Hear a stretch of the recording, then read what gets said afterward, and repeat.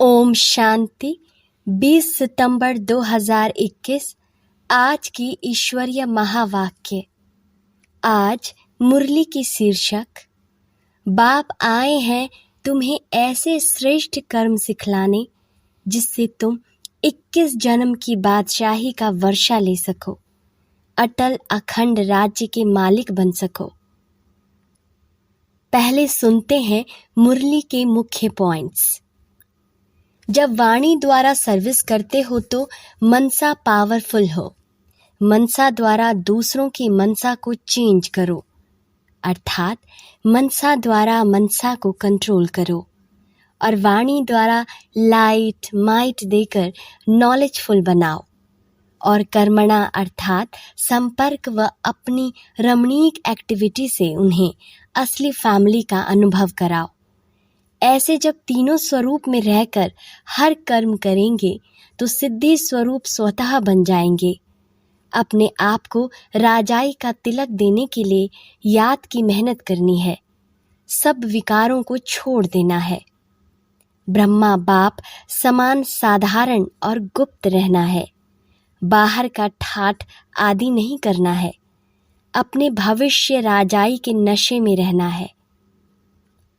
अब सुनते हैं महावाक्य को विस्तार से। मीठे बच्चे, बाप आए हैं तुम्हें ऐसे श्रेष्ठ कर्म सिखलाने जिससे तुम 21 जन्म की बादशाही का वर्षा ले सको, अटल अखंड राज्य के मालिक बन सको। प्रश्न, गृहस्थियों और सन्यासियों के किस एक सिद्धांत में बहुत बड़ा अंतर है? उत्तर, गृहस्थियों का सिद्धांत है कि भगवान जरूर किसी न किसी रूप में आएगा, और सन्यासियों का सिद्धांत है कि ब्रह्मा को याद करते करते ब्रह्मा में लीन हो जाएंगे। अब बाप समझाते हैं, ब्रह्मा में कोई लीन नहीं होता, आत्मा अमर है, वह लीन कैसे होगी?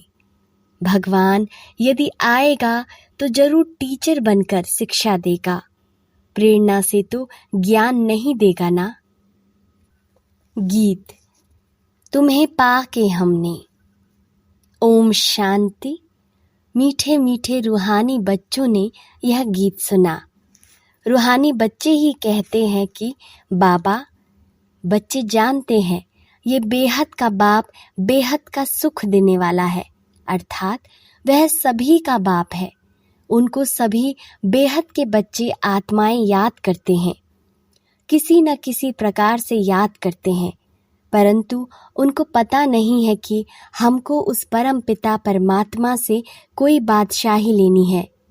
तुम जानते हो, हमको जो बाप सतयुगी विश्व की बादशाही देते हैं वह अटल अखंड अडोल है।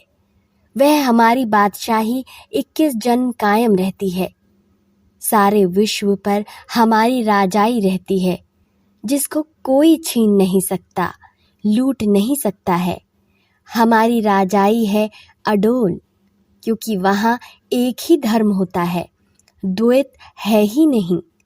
वह है अद्वैत राज्य। बच्चे जब गीत सुनते हैं तो अपनी राजाई का नशा बुद्धि में आना चाहिए।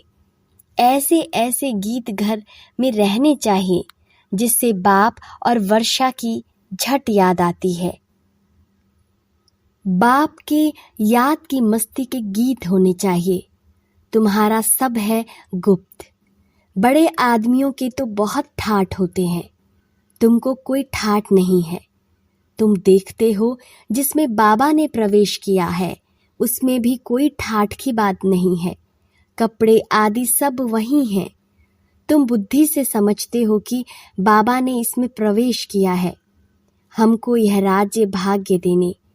यह भी बच्चे जानते हैं कि सारी सृष्टि में इस समय जो भी मनुष्य मात्र हैं, सब देह अभिमान में आकर अनराइटस काम करते हैं, इसलिए बेसमझ कहा जाता है। सबकी बुद्धि को ताला लगा हुआ है। तुम कितने समझदार विश्व के मालिक थे, अभी माया ने बिल्कुल बेसमझ बना दिया है, जो कोई काम की नहीं रहे हैं। बाप के पास जाने के लिए यज्ञ तप बहुत करते हैं, परंतु मिलता कुछ नहीं। ऐसे ही धक्के खाते रहते हैं। परमात्मा को कोई भी जानते नहीं, सर्वव्यापी कह देते हैं। यह भी कितना रॉन्ग हो जाता है। पिता अक्षर बुद्धि में नहीं आता है, करके कोई कहते भी हैं, वह भी कहने मात्र।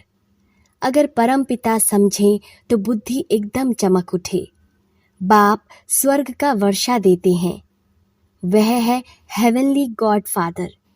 फिर हम कलयुगी नर्क में क्यों पड़े हैं? अब हम मुक्ति, जीवन मुक्ति कैसे पा सकते हैं? यह किसी की बुद्धि में नहीं आता है। अभी तुमको समझ मिली है। बाबा ने हमको यह स्मृति दिलाई है, जब नई दुनिया, नया भारत था तो हमारा राज्य था। एक ही मत, एक ही भाषा, एक ही महाराजा महारानी थे। सतयुग में महाराजा महारानी, त्रेता में राजा रानी कहा जाता है। फिर द्वापर में वाम मार्ग शुरू होता है। फिर हर एक कर्मों पर मदार है। कर्मों अनुसार एक शरीर छोड़ दूसरा लेते हैं। अभी बाप कहते हैं, मैं तुमको ऐसे कर्म सिखाता हूँ जो 21 जन्म बादशाही ही पाते रहेंगे। भला वहाँ भी हद का बाप मिलता है, परंतु वहाँ यह ज्ञान नहीं रहता कि यह राजाई का वर्षा बेहद के बाप का दिया हुआ है। फिर द्वापर से रावण राज्य शुरू होता है तो विकारी संबंध हो जाता है। फिर जैसे जैसे कर्म वैसा फल मिलता है। देवता वाम मार्ग में चले जाते हैं। फिर सतयुग का सब खलास हो जाता है। फिर कर्मों अनुसार जन्म लेते हैं। भारत में पूज्य राजाएं थे तो पुजारी राजाएं भी थे।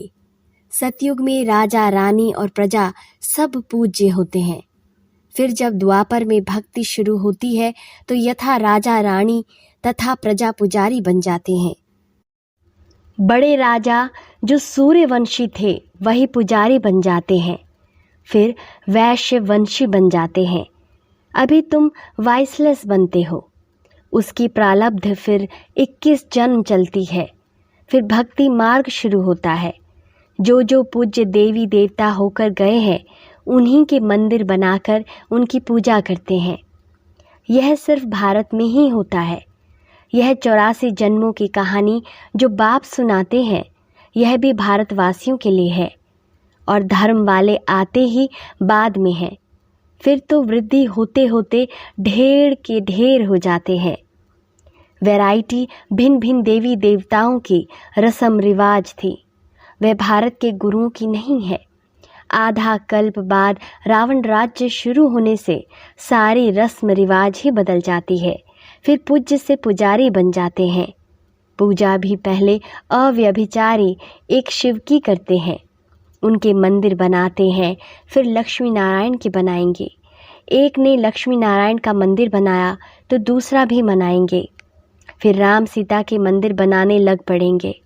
फिर कलयुग में देखो, गणेश, हनुमान, चंडिका देवी आदि आदि के अनेक देवियों के चित्र बनाते रहते हैं। भक्ति मार्ग के लिए सामग्री भी चाहिए ना। जैसे बीज कितना छोटा होता है, झाड़ कितना बड़ा होता है, वैसे भक्ति का विस्तार हो जाता है। ढेर के ढेर शास्त्र बनाए जाते हैं। अब बाप बच्चों को कहते हैं, यह भक्ति मार्ग की सामग्री सब खत्म होनी है। अब मुझ बाप को याद करो। भक्ति का प्रभाव भी बहुत है ना, कितनी खूबसूरत है। नाच तमाशा, गायन कीर्तन आदि कितना खर्चा करते हैं। अभी बाप कहते हैं, मुझ बाप और वर्षा को याद करो।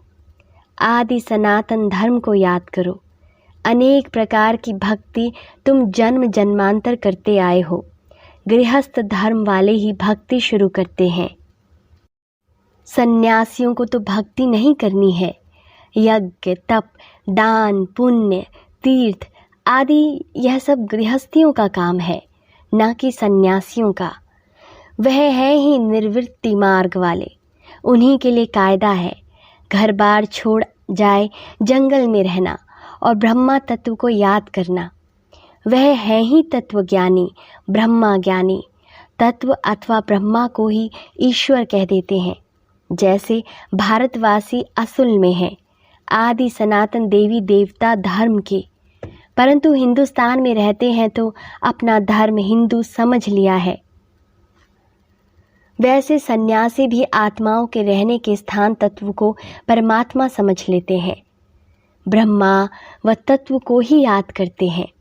वास्तव में सन्यासी जब सतो प्रधान है तो जंगल में जाकर रहते हैं शांति में, ऐसे नहीं कि उन्हीं को ब्रह्मा में जाकर लीन होना है। बाप कहते हैं यह उन्हीं का मिथ्या ज्ञान है, लीन कोई हो नहीं सकते।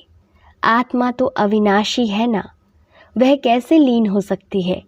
भक्ति मार्ग में कितना माथा कूटते रहते हैं, फिर कहते भगवान कोई ना कोई रूप में कभी आकर मिलेगा। अब कौन राइट? वह कहते ब्रह्मा से योग लगाकर ब्रह्मा में लीन हो जाएंगे। गृहस्थ वाले कहते कि भगवान किस न किस रूप में आएगा, पतितों को पावन बनाएगा। ऐसे नहीं कि ऊपर से प्रेरणा द्वारा ही सिखलाएंगे। टीचर घर बैठे प्रेरणा करेगा क्या? प्रेरणा अक्षर है नहीं, प्रेरणा से कोई काम नहीं होता। भला शंकर की प्रेरणा से विनाश कहा जाता है, परंतु है यह ड्रामा की नूंद। उन्हीं को यह मूसल आदि बनाने ही है, प्रेरणा की बात ही नहीं है। मनुष्य तो कह देते हैं कि भगवान की प्रेरणा से सब होता है, या कहते हैं कि शंकर की आंख खुलने से प्रलय हो गई। यह सब कहानियां हैं, अर्थ कुछ भी नहीं समझते हैं। किसके भी मंदिर में जाएंगे तो कहेंगे अच्युतम केशवम, अर्थ कुछ नहीं समझेंगे। कोई भी अपने बड़ों की महिमा नहीं जानते हैं।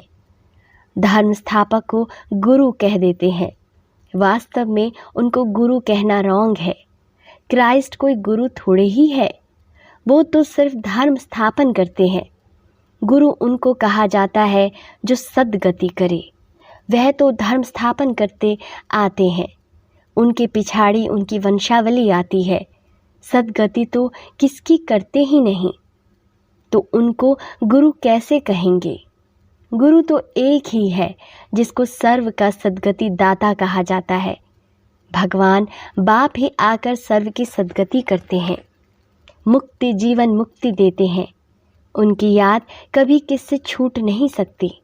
मनुष्य हे भगवान हे ईश्वर कह एक बाप को ही याद करते हैं, क्योंकि वह है सर्व का सद्गति दाता।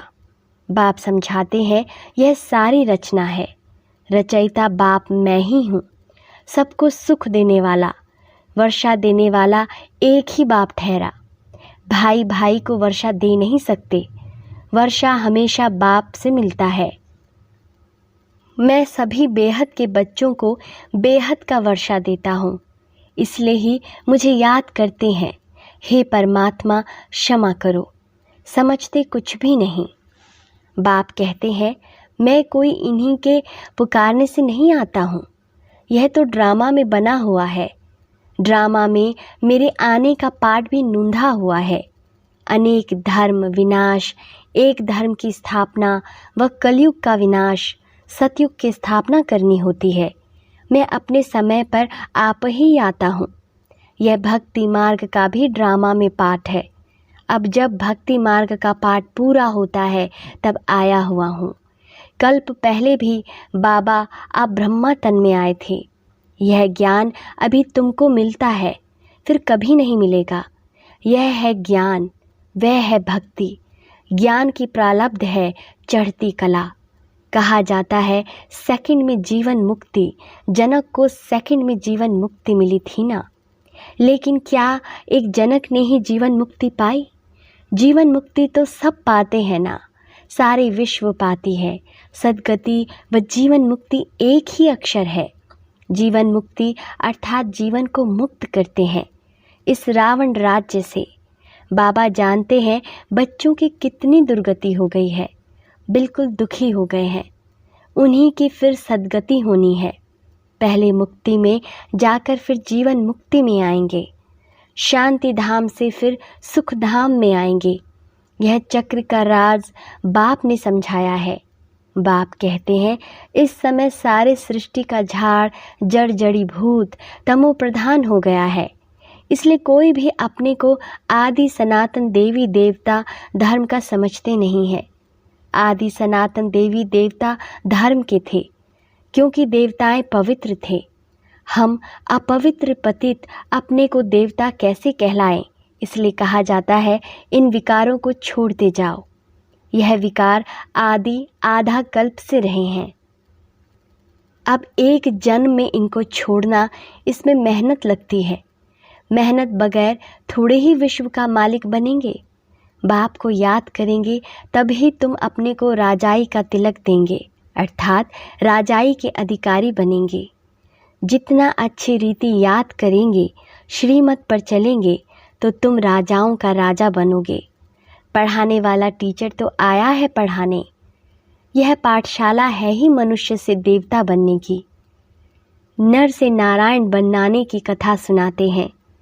यह कथा कितनी नामी ग्रामी है। इनको अमर कथा, सत्यनारायण की कथा, तीजरी की कथा भी कहते हैं। देखो गीत कितना अच्छा है। बाबा हमको विश्व का मालिक बनाते हैं, जो मालिक बना कोई लूट न सके। कोई अर्थ एक आदि नहीं होगी, वहाँ विघ्न की कोई बात ही नहीं। ऐसा अटल, अखंड, पवित्रता, सुख, शांति का राज्य तुम अभी पा रहे हो। कल्प पहले मुआफिक हर 5000 वर्ष बाद भारत स्वर्ग बनता है। तुम जानते हो हम सो देवता थे, फिर 84 जन्म लेते लेते आकर यह बनते हैं। फिर हम सो देवता बनेंगे। इसको कहा जाता है स्वदर्शन चक्रधारी। अच्छा, मीठे मीठे इसकी लधे बच्चों, प्रति माता पिता बाप दादा का याद प्यार और गुड मॉर्निंग। रूहानी बाप की रूहानी बच्चों को नमस्ते। धारणा के लिए मुख्य सार। पहला, अपने आप को राजाई का तिलक देने के लिए याद की मेहनत करनी है। सब विकारों को छोड़ देना है। दूसरा, ब्रह्मा बाप समान साधारण और गुप्त रहना है। बाहर का ठाट आदि नहीं करना है। अपने भविष्य राजाई के नशे में रहना है। वरदान, नॉलेजफुल, पावरफुल और लवफुल स्वरूप द्वारा हर कर्म में सिद्धि प्राप्त करने वाले सिद्धि स्वरूप भव। जब वाणी द्वारा सर्विस करते हो तो मनसा पावरफुल हो। मनसा द्वारा दूसरों की मनसा को चेंज करो, अर्थात मनसा द्वारा मनसा को कंट्रोल करो। और वाणी द्वारा लाइट माइट देकर नॉलेजफुल बनाओ। और कर्मणा अर्थात संपर्क व अपनी रमणीक एक्टिविटी से उन्हें असली फैमिली का अनुभव कराओ। ऐसे जब तीनों स्वरूप में रहकर हर कर्म करेंगे तो सिद्धि स्वरूप स्वतः बन जाएंगे। स्लोगन, अपने पास शुद्ध संकल्पों की शक्ति जमा करो तो यह शक्ति सेफ्टी का साधन बन जाएगी। मेरे मीठे मीठे भाई और बहनों, आप इस YouTube चैनल को सब्सक्राइब कर लीजिए ताकि डेली प्रातः मुरली सुनने के लिए रोजाना सर्च ना करना पड़े। ओम शांति।